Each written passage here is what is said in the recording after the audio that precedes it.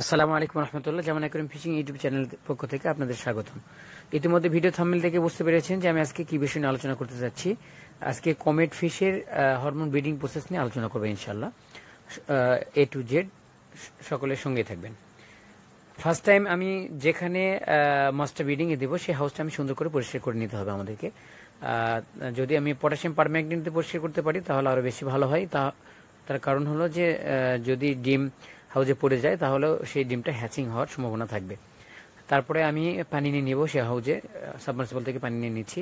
পানি নিয়ে নেওয়ার পরে এই পানিতে হালকা লবণ এবং মিথিলিন ব্লু হালকা করে দিয়ে নিব। আর আমি আজকে যে হরমোন করব সেটা হলো অভলিন, দেখতে পাচ্ছেন, অর্থাৎ এটা ওয়ান টাইম হরমোন বলা হয়, লিকুইড হরমোন আর কি।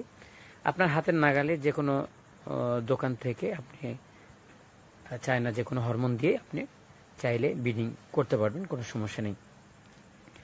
তো অবশ্যই ব্রিডিং করার জন্য, হরমোন দিয়ে ব্রিডিং করার জন্য আপনাকে মাছটা ওজন করে নিতে হবে। মাছের ওজন অনুসারে আপনাকে হরমোন প্রয়োগ করতে হবে, এই জিনিসটা মাথায় রাখতে হবে। ফিমেল একটা মাছের জন্য 1 কেজি মাছের জন্য আপনাকে 1 ml হরমোন পুশ করতে হবে। আর মেলের ক্ষেত্রে 50 ml, অর্থাৎ 1 ml এর অর্ধেক পরিমাণ হরমোন 1 কেজি মেলের জন্য পুশ করতে হবে। অর্থাৎ ফিমেলে আপনি 1 ml করবেন প্রতি কেজিতে, আর মেলে করতে হবে আপনাকে প্রতি কেজিতে ½ ml। এই মাপটা আপনাকে অবশ্যই মনে রাখতে হবে। আমি আজকে যে হরমোনটা করব সেটা হলো, আমি যে ফিমেলে হরমোন করব, ফিমেলের হরমোনগুলো আমি আজকে রেডি করে নিয়েছি এই মুহূর্তে। সেটা হলো যে 3 কেজি 600 গ্রাম ফিমেল আমি ওজন করে নিয়েছি। আমার হাতে যে সিরিঞ্জটা দেখতেছেন এটা হলো 3 ml একটা সিরিঞ্জ। এখান আমি হরমোন 3 ml হরমোন আমি নিয়ে নিলাম, অর্থাৎ আমি 3 কেজির হরমোন অলরেডি নিয়ে ফেলেছি। এখন বাকি রয়েছে 600 গ্রামের হরমোন। 600 গ্রাম হরমোনটা আমি কিভাবে নিব? আমাকে আলাদা একটা সিরিঞ্জ নিতে হবে, সেটা হলো 1 ml একটা সিরিঞ্জ, কিন্তু এটা 100 সিসি সিরিঞ্জ। 100 সিসি সিরিঞ্জে আমি 60 সিসি পর্যন্ত যখন আমি নিব তাহলে আমার 600 গ্রামের হরমোনও এখানে নেওয়া হয়ে গেল। আমি 600 গ্রামের হরমোনও নিয়ে নিলাম। এরকম আপনি একটা ব্যাটি অথবা কড়ির কাপে করে আপনি এরকমভাবে আমার মতো করে নিয়ে নিতে পারেন।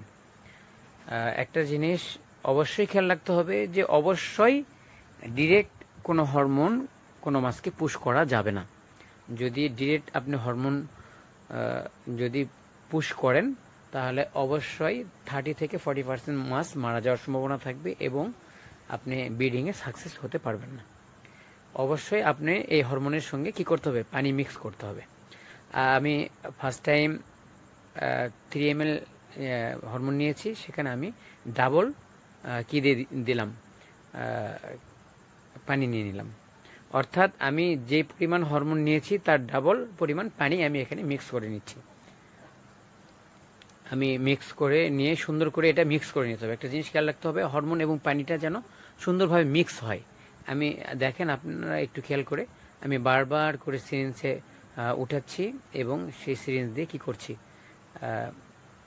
হরমোনগুলো মিক্স করে নিচ্ছি। তবে আমার হাতে যে 3 ml যে সিরিঞ্জ দেখছেন, এই সিরিঞ্জ দিয়ে কিন্তু আমি হরমোন পুশ করব না। আমি 100 সিসি যে সিরিঞ্জ রয়েছে 1 ml, সেটা দিয়ে আমি হরমোন পুশ করে থাকি। তো এরকমভাবে সুন্দর করে আপনার কি করতে হবে, হরমোনটা আগে মিশিয়ে নিতে হবে। মিশিয়ে নেওয়ার পরে 100 সিসি যে সিরিঞ্জ রয়েছে এই সিরিঞ্জগুলোতে হরমোনগুলো সব আপনি আগে কয়েকটা সিরিঞ্জে উঠিয়ে নেবেন, প্রস্তুত করে নেবেন। এবং এই সিরিঞ্জে উঠানোর পরে সেই সিরিঞ্জের মধ্যে যেন কোনো হাওয়া না থাকে, এটা খেয়াল রাখবেন। যদি হাওয়া থাকে আর হাওয়া যদি মাছের মধ্যে যায় তাহলে কিন্তু মাছ মারা যাওয়ার সম্ভাবনা 70% থেকে যাবে। আপনি এই যে আমার মতো করে হরমোন করবেন। কানকুর যেটা রয়েছে সেখানে যে মাংস রয়েছে, মাংসের মধ্যে খুব আলতোভাবে আপনাকে কি করতে হবে, পুশ করতে হবে, করে মাছটা আপনাকে ছেড়ে দিতে হবে। তো এরকমভাবে আলহামদুলিল্লাহ আমি সব মাছ হরমোন করে নিচ্ছি। সব তো ভিডিওতে দেখানো সম্ভব না। আমি সন্ধ্যার পরে ঝাঁঝি দিয়ে দিব। এগুলো বাজারে এরকম ঝাঁঝি পাওয়া যায়, 10 টাকা 15 টাকা পিস। আপনারা কিছু ঝাঁঝি এরকম কিনে নেবেন, নেওয়ার পরে ঝাঁঝিটা পরিষ্কার করে নিয়ে মিথিলিন ব্লুতে আমি ডুবাই রেখেছি, দেখতে পাচ্ছেন। তারপরে আমি ঝাঁঝি দিয়ে দিয়েছি অলরেডি, দেখতে পাচ্ছেন। আমি ভোরের গল্প এখন শোনাচ্ছি আপনাদেরকে। এই ভোরবেলা এখন ব্রিডিং করছে আলহামদুলিল্লাহ, দেখতে পাচ্ছেন। অত্যন্ত সুন্দরভাবে ব্রিডিং করছে এবং অলরেডি মোটামুটি 60% ব্রিডিং হয়ে গেছে। তো আমি আর 1 ঘন্টা পরে আবারও আসলাম, এসে দেখি যে মোটামুটি ব্রিডিং শেষের দিক। তো ব্রিডিং হয়ে গেলে আপনি বুঝতে পারবেন কিভাবে, যে ব্রিডিং হয়ে গেলে পানিটা ঘোলাটে হয়ে যাবে এবং মানে ফেনা ফেনা হয়ে যাবে। যেহেতু এখনও চেস করতেছে অনেক মাছ, তবে আমি এখন মাছটা উঠাই নিব, কারণ হয়তোবা 2-4 জন এখনও ডিম দিবে, কিন্তু বাকিগুলো আবার ডিমগুলো খেয়ে ফেলবে। আমি মাছগুলো উঠিয়ে নেওয়ার পরে এখানে হালকা করে মিথিলিনগুলো দিয়ে নিব। দেওয়ার পরে 48 থেকে 72 ঘন্টার মধ্যে অবশ্যই মাছটা হ্যাচিং হয়ে যাবে ইনশাল্লাহ। আমরা আবার দেখব যে মোটামুটি 48 ঘন্টা পরে, গরমের দিন 48 ঘন্টা পরে আমি আজকে আবার চলে আসছি, দেখি কীরকম মাছ হ্যাচিং হয়েছে। এখনও ঝাঁঝি ওঠানো হয় নাই। দেখেন অসংখ্য মাশাআল্লাহ আলহামদুলিল্লাহ অত্যন্ত সুন্দর রেণু হয়েছে এবং পর্যাপ্ত পরিমাণ আল্লাহর রহমতে ডিম পেয়েছি এবং রেণু পেয়েছি।